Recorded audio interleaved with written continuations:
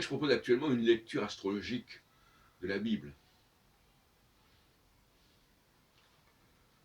Le passage de l'androgyna, du stade androgyna, dans l'astrologie charismatique et dans les chaînes des âges, à la phase 1, qui est celle de l'alliance,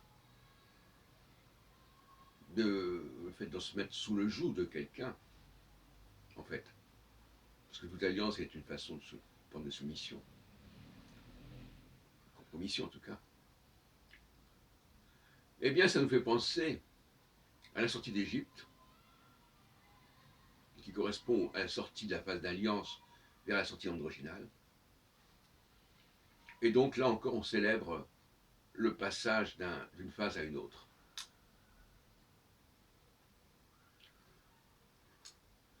Et je l'ai déjà expliqué par ailleurs, bien entendu, androgyna du chapitre 1 de la Genèse et alliance avec le chapitre 2, avec la création de la femme.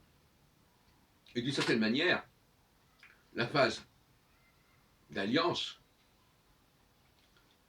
aboutit à la soumission à la femme. Et d'une certaine manière, ce qui se passe dans le jardin d'Éden nous parle des dangers qu'il y a à se soumettre à la femme quand on est en phase d'alliance.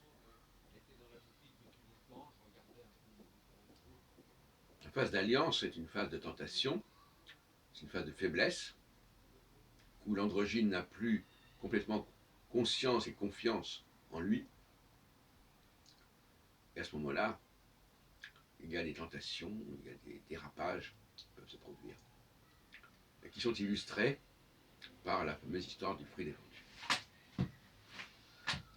Donc, voyez-vous, lecture astrologique de la Bible, à partir de cette idée de deux phases.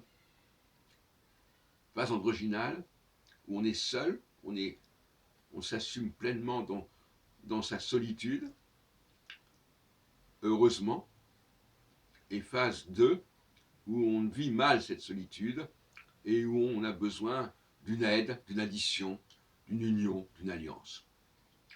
Et la notion même d'alliance, d'ailleurs, est elle-même problématique, puisque l'alliance, c'est toujours le signe d'une faiblesse, aussi bien de la part de l'homme que de la part de ce Dieu.